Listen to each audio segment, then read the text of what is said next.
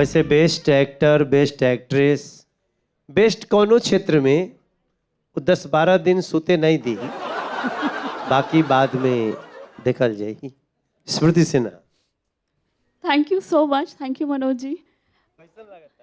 बहुत अच्छा लग रहा है, एक तो अनएक्सपेक्टेड था मेरे लिए, बट सबसे पहले अपने पेरेंट्स का धन्यवाद देना चाहूँगी, जिनके सपोर्ट से मैं एक्टर बन पाई। दूसरा, मैं अपने भोजपुरी समाज का, अपने दर्शकों का धन्यवाद देना चाहूँगी। उन्होंने मुझे भर भर के प्यार दिया है और सर ऊंचा रख कर इस इंडस्ट्री में काम करने का बल दिया है, तो थैंक यू सो मच।